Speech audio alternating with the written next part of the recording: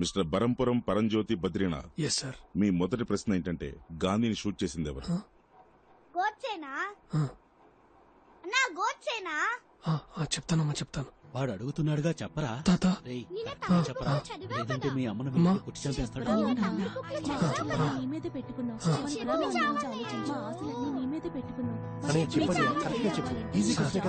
ఇద్దరు సార్, ఇద్దరు సిక్కులు, సత్వంత్ సింగ్, పియాన్ సింగ్ ఆవిడతో పాటు నడుచుకుంటూ వెళ్తున్నారు. 33 బుల్లెట్లు తిరిగి టప్పున కాల్చారు సార్. అందులో 30 బుల్లెట్లు ఆవిడ శరీరంలోకి దిగబడ్డాయి. సార్ మీరు అడిగింది ఇందిరాగాంధీ గురించే కదా సార్? ఎందుకంటే నేను ఎంఫిల్ చదివాను సార్. మహాత్మా గాంధీని చంపింది గాడ్సే అని ఫస్ట్ క్లాస్ పిల్లాడిని అడిగినా చెప్తాడు సార్. సార్ నేను క్లర్క్ని సార్, దాంతోనే సరిపెట్టుకున్నాను. మా అబ్బాయి సిబిఐ ఆఫీసర్ సార్, దానికి తగ్గ అర్హతలన్నీ ఉన్నాయి సార్.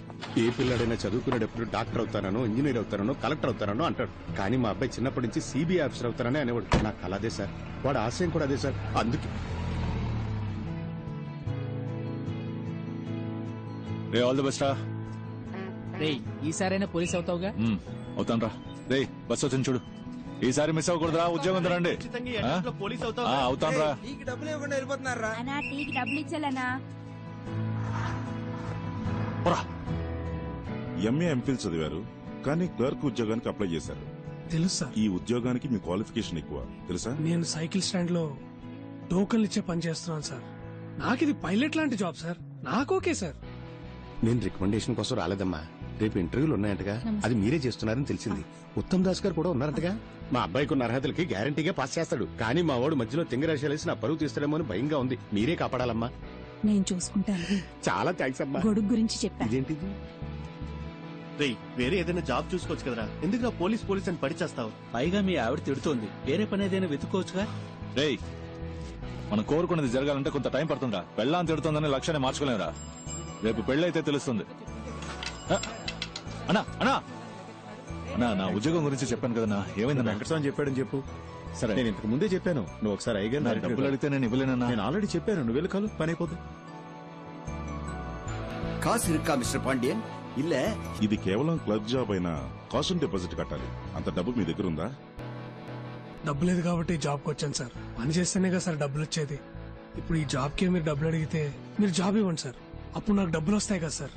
ఆ డబ్బులు మీకు ఇచ్చి ఈ జాబ్ నేను కొనుక్కుంటాను సార్. మీరు నాకు డబ్బులు ఇస్తారా సార్?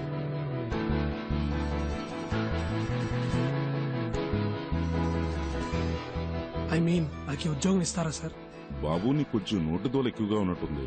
అది కొంచెం తగ్గించుకుంటే నీకు మంచి ఉద్యోగం దొరుకుతుంది. బాబు నేను చెప్పేది జాగ్రత్తగా విను. ఇప్పుడు జరిగేది recruitment for sub inspector of police Tamil Nadu. ఇందులో మొత్తం వేకెన్సీస్ 1211. కానీ అప్లై చేసింది 44,937 మంది. కావాల్సింది ఇంతమంది, కానీ అప్లై చేసింది అంతమంది.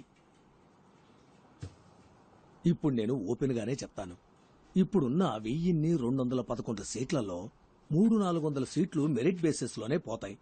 మిగిలింది పైనుంచి కింద వరకు రికమెండేషన్, మనీ, పొలిటికల్ ఇన్ఫ్లుయెన్స్ అది ఇదిని పోతాయి. అందులో 40 సీట్లు మాకుంటాయి. இப்பவும் 85 1 வரைக்கும் வாங்குறாங்க. சண்முகம் சொல்லி விட்டானால ఇప్పుడు 80 ఏమంటారు? எப்படி సార్ నాకిది 4th అటెంప్ట్ సార్. మొదటి 300లో ఉంటానో లేదో తెలియదు సార్. కానీ ఆ 1500లో నేను తప్పకుండా ఉంటాను సార్. అంతా కరెక్ట్ గా జరిగితే నాలాంటి వాళ్ళు గెలుస్తాం సార్, ఖచ్చితంగా గెలుస్తాం సార్. ఇక్కడంతా కరెక్ట్ గా ఉంటే ఎవరు కరెక్టో వాళ్ళే గెలుస్తారు సార్. విషయం లేనోళ్ళేమో ఇక్కడ, విషయం ఉన్నోళ్ళేమో ఎక్కడో అలా కనిపించకుండా మాయమైపోతున్నారు సార్. నువ్వు పోలీస్ కి ట్రై చేస్తున్నావా? పోలీస్ పోలీస్ అంటే అది మళ్ళీ రొటీనే కదా సార్. మంది ఇప్పుడు వేరే కొత్త ట్రాక్. మన ఫ్రెండే పోలీస్ అని పాపం పిచ్చిగా ఉన్నాడు సార్. ఒక ఇంటర్వ్యూకి వెళ్తున్నాం సార్. ఏదో తప్పు చేస్తున్నాం, ఏదో మిస్ అయ్యాం. అప్పుడు ఆ జాబ్ రాకపోతే ఓకే, కానీ కరెక్ట్ గా పర్ఫార్మ్ చేసి క్వాలిఫికేషన్ ఉండి అప్పుడు ఆ ఉద్యోగం రాకపోతే ఇంటికెళ్ళి అద్దం ముందు నిలబడినప్పుడు మన ఏంటి, మనకేం తక్కువ, మన బతుకేంటి ఏంటో బుర్ర పంచేది పిచ్చెక్కుతుంది సార్. అలా పిచ్చెక్కకుండా ఉండాలంటే 75 రెడీ చేయమని చెప్తున్నా. అప్పుడు ఇంటికెళ్ళి అద్దం చూసుకోండి, బ్రైట్ గా ఉంటుంది సార్. ఆ 75లోనే క్యాష్, క్యాష్ కొంచెం తగ్గుతుంది సార్. How much? ఒక 74 అంతే సార్. అడ్జస్ట్ అవుతారా సార్? ఆ వెయ్యి కూడా బయట ఒకతను, అతని పేరేంటి? కలవడానికి వచ్చేటప్పుడు బయట ఒకరు తీసుకున్నారు సార్. నా టైం వేస్ట్ చేయకండి. ఈ రోజు నా బర్త్డే. అరే సార్ పుట్టినరోజు శుభాకాంక్షలు sir. Many more happiness of the day. 30 complete అయిందా సార్? బయటికి పోండి. సార్ సార్ సార్, ఇచ్చేస్తాం సార్. ఇచ్చేద్దాం రా. లేదు సార్, వాడికి ఇవ్వడం పాపం అలవాట్లేదు సార్. నేను ఇస్తాను సార్. అదేదో త్వరగా ఇచ్చేసి. సార్ నేను ఇస్తాను రా.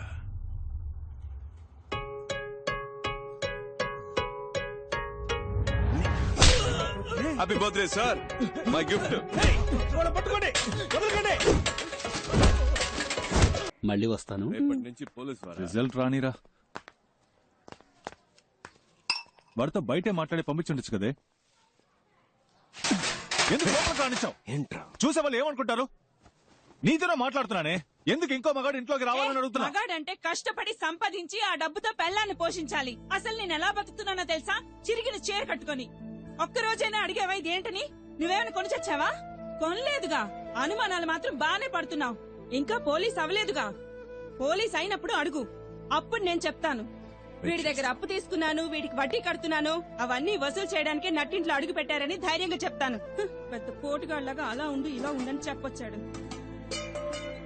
అయితే పోలీసే అవుతాడంట, లేకపోతే ఏ పని చేయడంట. ఏంటి? బావ నాకు ఈ ఉద్యోగం రాలేదంటే చచ్చిపోతాను రా. ఏయ్, ఛీ! లేదంటే ఈ లోకంలో ప్రతి ఒక్కడికి పోయేలోగా చేయాల్సిన పనంటూ ఒకటి పోరదుకు ముன்னாడి செய்ய வேண்டிய వేలను ఉన్నరుకు. దాన్ని మనం వదిలేసిన అదే మనల్ని వెతుక్కుంటూ వస్తుంది.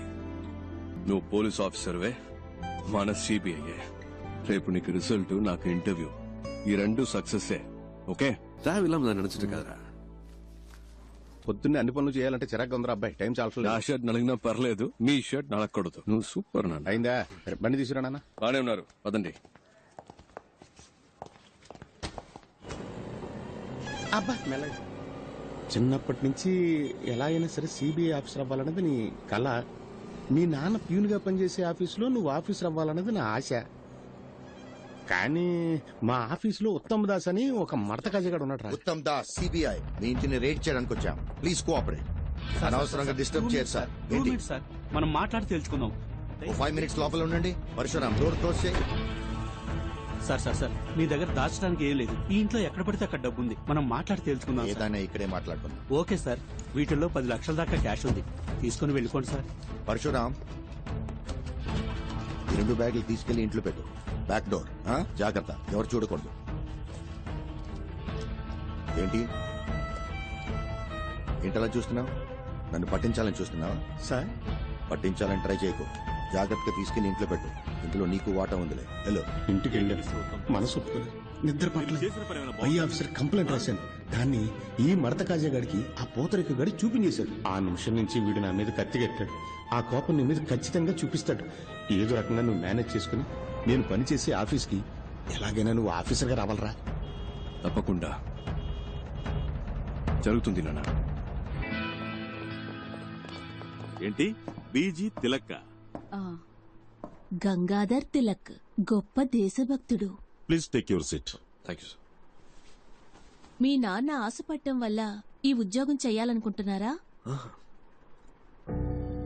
మన తినే ప్రతి మెతుకు మీద మన పేరు రాసుంటుందని అంటారు. అలాగే ఏ చైర్ మీదైనా దానికోసం పుట్టిన వాళ్ల పేరు ఉంటుందని నేనంటాను. నా కోసం ఒక చైర్ ఈ ఆఫీస్లోనే ఎక్కడో ఉంటుందని నేను మా నాన్న నమ్ముతున్నా. సిబిఐ అంటే ఎన్నో డిపార్ట్మెంట్లు ఉన్నాయి.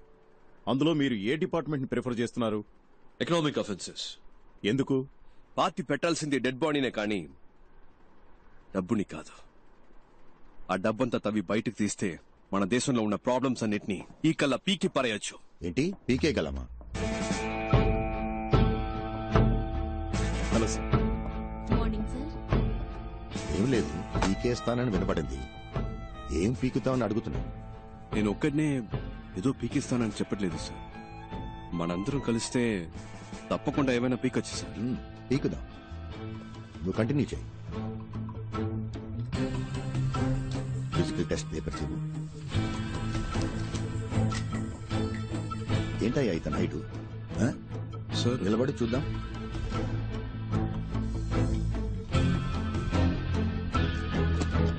స్ట్రైట్ గా నిల్చో.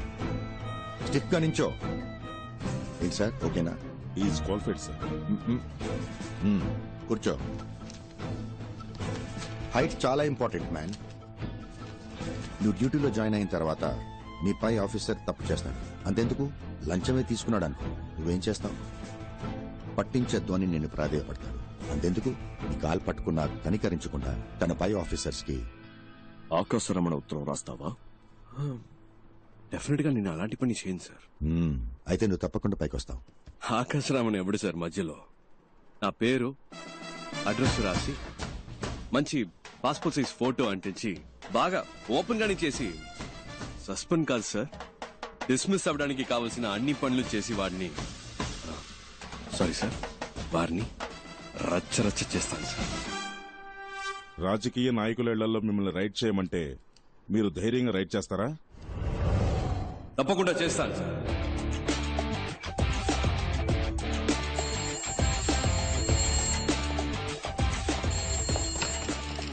హలో హలో, సిబిఐ నుంచి మాట్లాడుతున్నాం సార్. స్టేషన్ ఇన్స్పెక్టర్ ఎవరు? ఇవాళ ఆయన లీవ్ సార్. నేను సబ్ ఇన్స్పెక్టర్ మాట్లాడుతున్నాను. నేనే ఇన్ఛార్జ్. That's okay. మీ పేరేంటన్నారు? చిరంజీవి సార్. చిరంజీవి, నేను చెప్పేది జాగ్రత్తగా వినండి. సార్. ఇవాళ ఒక రైడ్ చేయబోతున్నాం. సార్. వెంటనే ఇంకో ఎస్ఐ లేదా ఇతర కానిస్టేబుల్స్, ముఖ్యంగా ఒక lady constable okay sir. Gandhi బొమ్మ దగ్గరకు వచ్చేయండి. Okay sir. టీమ్ గా అక్కడి నుంచి రైడ్కి వెళ్తాం. అర్థమైంది sir. Okay, got it? Got it sir.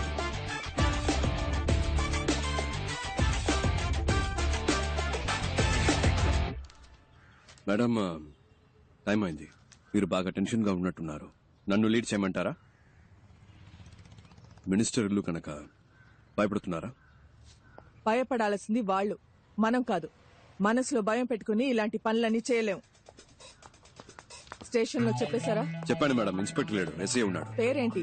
Chiranjeevi. Vehicles చెప్పేశారా? Yes madam. మన team ready. KP, Yes, I'm ready. Ekavira, Yes, I'm Ekavira here. అందరు రెడీయా? Yes sir. Ready madam. పదండి.